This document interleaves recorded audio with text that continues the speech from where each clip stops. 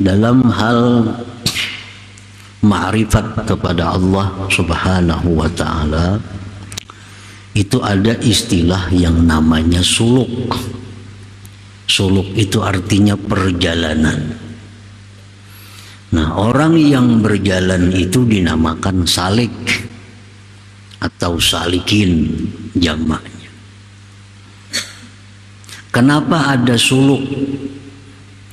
Kenapa ada perjalanan untuk ma'rifat kepada Allah itu? Padahal Allah itu sangat dekat dengan kita, lebih dekat dari urat leher kita sendiri. Kenapa ada istilah perjalanan menuju Allah? Seolah-olah Allah itu jauh, sehingga ada perjalanan. Padahal tidak ada jarak antara kita dengan Allah Subhanahu wa ta'ala. Nah, apa yang dimaksud dengan suluk itu? Sehingga ada istilah perjalanan. Yang menyebabkan adanya suluk itu adalah syahwat-syahwat nafsu kita. Seperti kesombongan kita, riya kita, apalagi hubbud dunia kita, tamaknya kita. Dan lagi ada kebiasaan-kebiasaan nafsu kita, makan, minum, tidur, kawin. Nah, itulah yang menyebabkan Allah itu seolah-olah jauh daripada kita, sehingga kita tidak bisa menyaksikan Allah Subhanahu wa ta'ala itu karena yang demikian tadi. Padahal Allah itu sangat dekat kepada kita. Nah, andai kata tidak ada nafsu-nafsu yang tadi, kesombongan, apalagi hubud dunia, riya, kalau tidak ada hal-hal seperti itu, maka seseorang tidak perlu suluk untuk ma'rifatullah Subhanahu wa ta'ala. Seseorang tidak perlu suluk, tidak perlu berjalan untuk mengenal Allah Subhanahu wa ta'ala. Nah, karena adanya midan-midan nafsu, karena adanya syahwat-syahwat nafsu, itulah yang menyebabkan kita seolah-olah berjalan jauh menuju Allah Subhanahu wa ta'ala itu. Nah, para muhibbin rahimakumullah, jadi jauhnya itu dari pihak kita, dari pihak kita. Banyaknya hijab dinding kita, sehingga menyebabkan seolah-olah Allah itu sangat jauh. Daripada sangat jauhnya Allah itu, kita sudah kada bisa melihatnya lagi, kada bisa mengingatnya lagi, sehingga kita melihat sesuatu itu adalah sesuatu, melihat itu batu adalah itu batu, melihat itu hewan adalah hewan, melihat itu pohon adalah pohon. Allah Subhanahu wa ta'ala hilang, tidak kelihatan lagi dalam hati kita. Karena apa? Karena jauh. Padahal Allah sangat dekat. Kenapa jadi jauh? Karena ada syahwat-syahwat nafsu tadi. Nah, disitulah timbul ada istilah suluk. Nah, sulukus salikin, jalannya orang-orang yang menjalani menuju kepada ma'rifat Allah Subhanahu wa ta'ala. Para muhibbin rahimakumullah, fatakhliyatul abdi min sifatihil mazmumah wa tahliyatuhu bisifatil mahmudah tusamma suluka. Membersihkannya kita dari sifat-sifat kita yang tercela, memperhiasinya kita akan diri kita dengan sifat-sifat terpuji, tusamma suluka, itulah disebut suluk perjalanan. Jadi kita bersihi diri kita dari sifat-sifat tercela, lalu sesudah bersih kita perhiasi dengan sifat-sifat terpuji. Nah, itu disebut suluk. Suluk.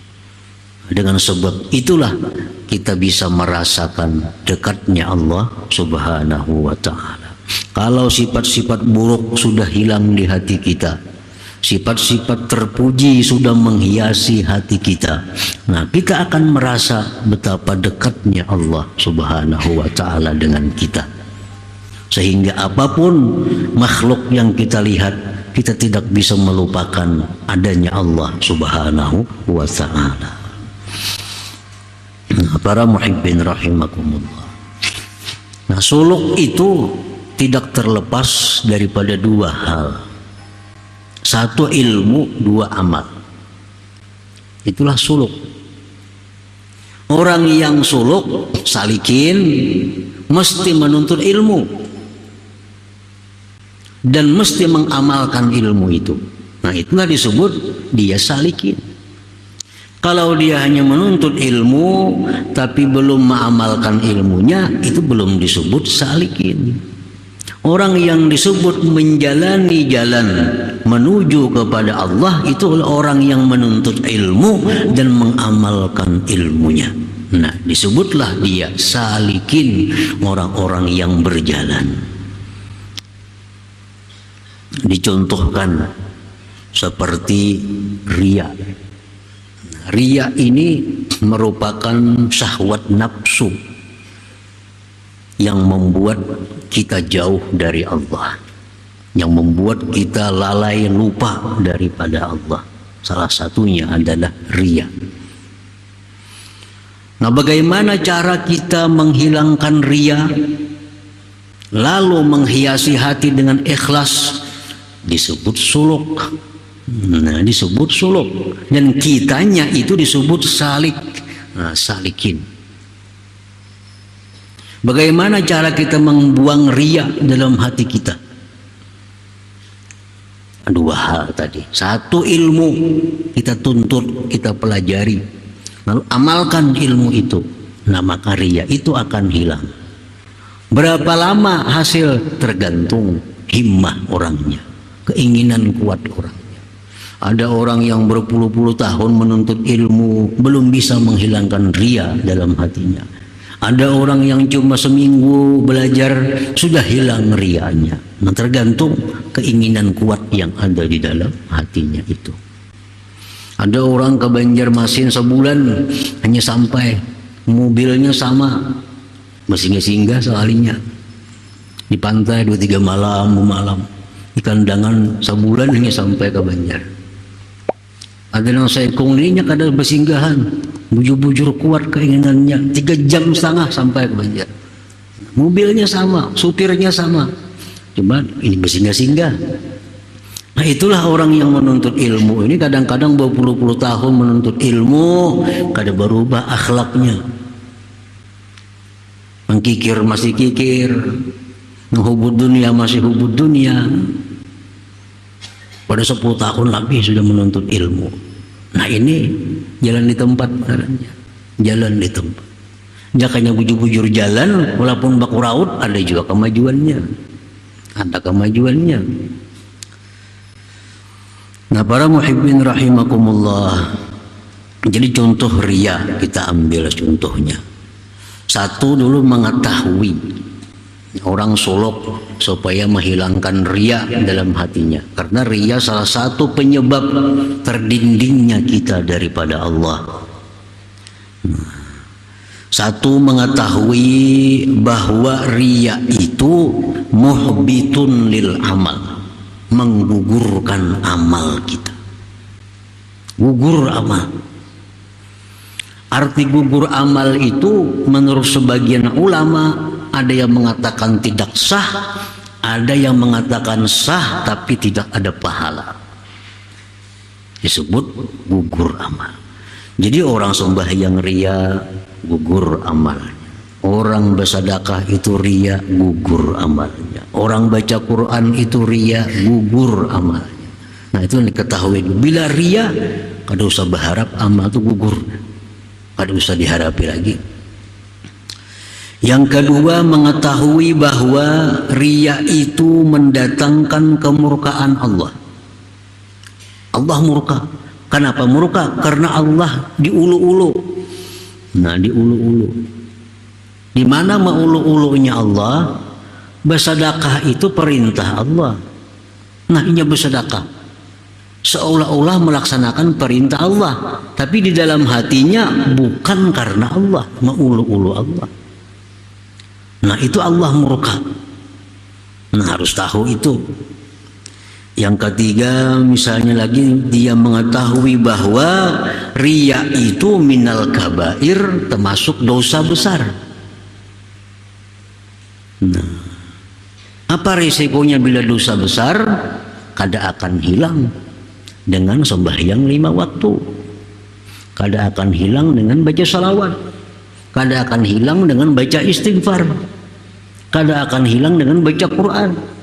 Yang bisa menghilangkan dosa besar hanya tobat kepada Allah Subhanahu wa ta'ala. Nah, itu hanya dosa kecil bisa aja hilang dengan bau wudu, bau bersedekah. Tapi riya kada, riya dosa besar. Riya dosa besar. Nah, ini ilmu. Orang yang hendak membuang riya itu harus tahu itu bahayanya riya. Nah, para muhibbin rahimakumullah. Dan lagi orang yang hendak membuang sifat riya dalam hatinya itu, dia mesti tahu asal usulnya riya itu apa. Kenapa kita riya dengan sembahyang kita? Kenapa riya dengan ibadah kita? Kenapa sebabnya? Kemungkinan sebabnya itu adalah hubbul manzilah wal jah fi qulubin nas. Kemungkinan sebabnya adalah dia menyukai kedudukan di hati manusia. Nah, itu mungkin sebabnya, salah satunya itu. Kenapa dia riya sembahyang sedekah? Karena dia ingin punya kedudukan di hati manusia, agar orang menghormati dia, agar orang simpati kepadanya, agar orang sayang kepadanya. Nah, mungkin itu salah satunya. Nah, yang kedua, pokok dasarnya riya itu adalah wattama bima fi aidin nas. Dia ada mengingini duit orang, ada mengingini harta orang. Dengan sembahyang bagusnya berharap si pulang tuh beri aku duit. Dengan aku nuntut ilmu, aku berharap orang menyumbang aku. Nah, itu mungkin di situ penyebabnya riya. Karena kita kadang akan bisa menghilangkan satu penyakit tanpa tahu sebabnya penyakit itu apa. Ketahui sebabnya. Riya itu satu, minta kedudukan, mencari kedudukan, suka kedudukan di hati manusia, atau riya itu berdasarkan meunting harta orang. Nah, itu riya. Para muhibbin rahimakumullah. Jadi harus tahu dulu itu. Nah, bagaimana cara mengobatinya kalau riya itu ada dalam hati kita? Ini berhubungan dengan suluk jalan. Kalau kita mencari kedudukan di hati manusia dengan mengandalkan ibadah, itu kesalahan yang besar. Kesalahan yang besar. Kita sembahyang supaya dihormati orang, luput, kada akan hasil, kada berhasil. Nah, kita membaca Quran dengan tujuan supaya diagungkan orang, kada akan berhasil. Kada akan berhasil kalau mencari keagungan, kemuliaan di hati manusia dengan cara ibadah, kada akan berhasil.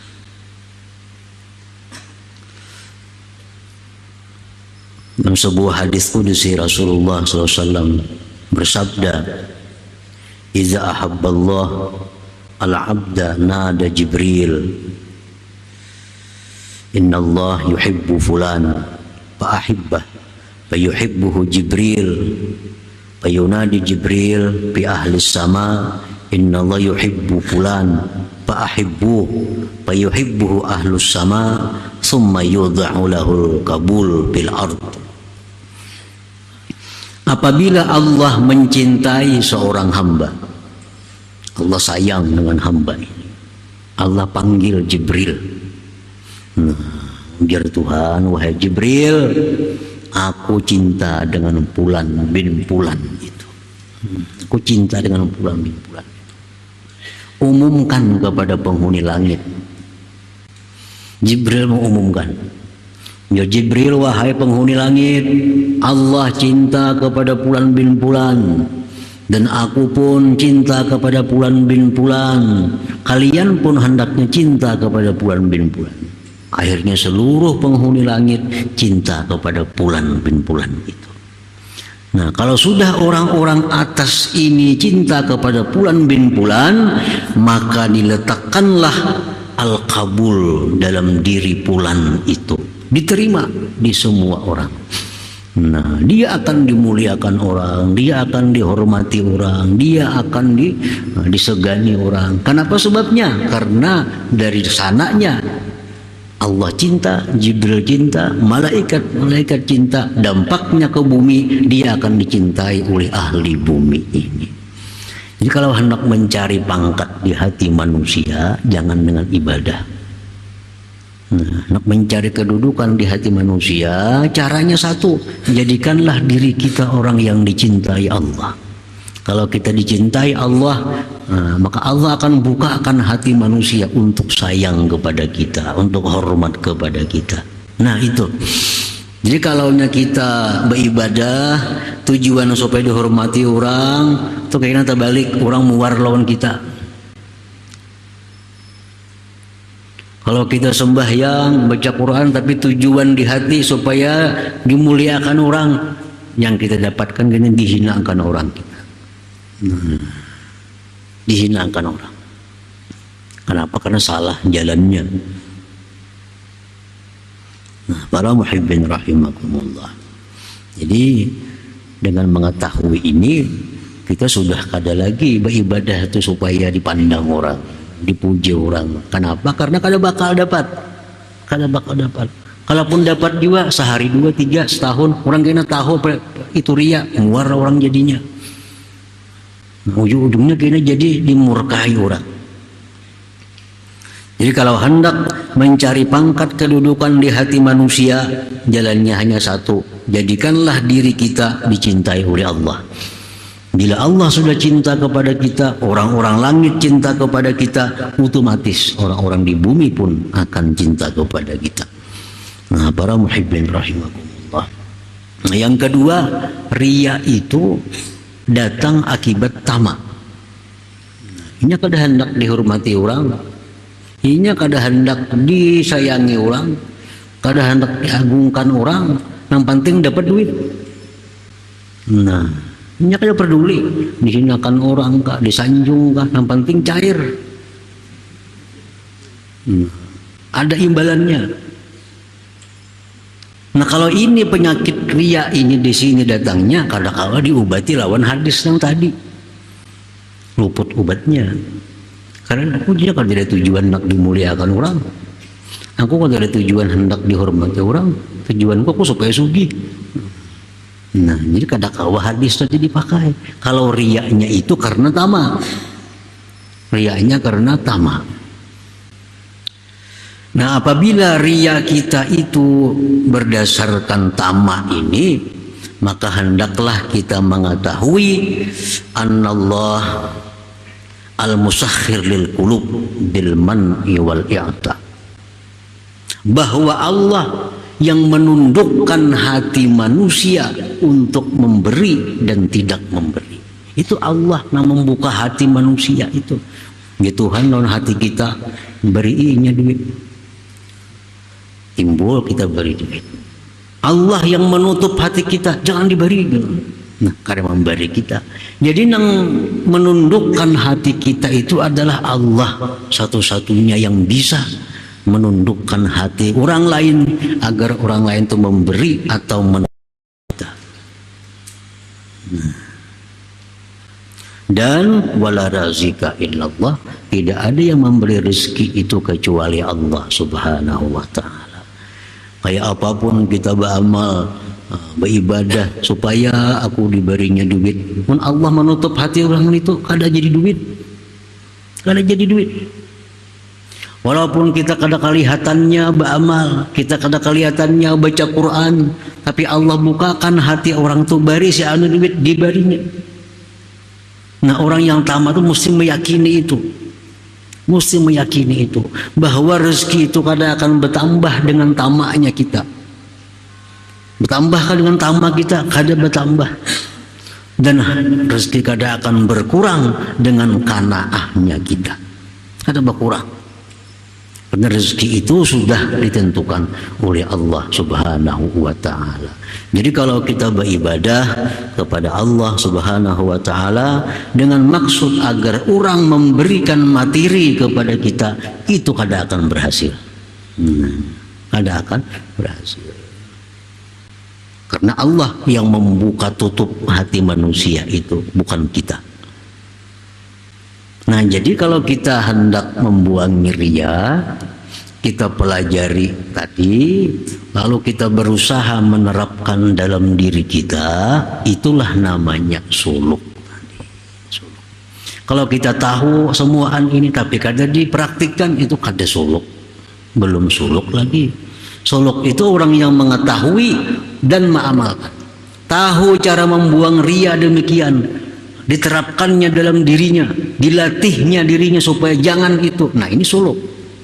Terkadang dalam latihan sehari selesai, sudah tahu ini hadisnya, tahu ini Qur'annya, saat itu sudah hilang riya dalam hatinya. Ada orang demikian. Ada orang yang perlu bertahun-tahun melatih dirinya agar bebas dari riya. Ada juga. Nah, itulah suluk tadi.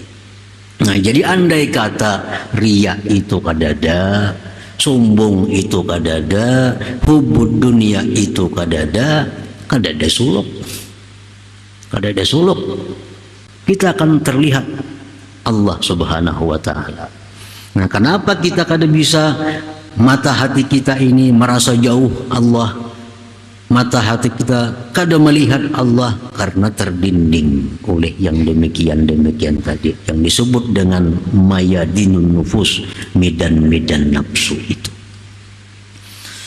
Para muhibbin rahimakumullah. Nah, sifat sombong pun demikian pula. Sifat sombong itu merupakan syahwat nafsu, selalu hendak sombong. Merasa suka, merasa bangga, dipuji, disanjung, merasa sedih bila dihina. Itu sifat nafsu. Bila itu masih ada dalam diri kita, maka hati kita kada akan pernah merasakan dekatnya Allah. Karena kita sombong. Nah, untuk menghilangkan kesombongan itu, kita belajar ilmunya, kita terapkan dalam diri kita, suluk ngarannya. Nah, kita pun disebut kada orang awam lagi, kita disebut salikin. Nah, orang yang sudah berjalan menuju kepada ma'rifatullah Subhanahu wa Ta'ala. Alhasil annahu inda intifa'is syahawat la yahtaju ila suluk, lianna Allah qarib la masafata bainak wa bainah. Kesimpulannya bahwa ketika sudah hilangnya syahwat-syahwat tadi, kesombongan, kecintaan kepada dunia, ketamaan, riya, kalau sudah hilang itu, seseorang tidak perlu kepada suluk, karena Allah Subhanahu wa Ta'ala dekat, tidak ada jarak antara engkau dan antaranya itu.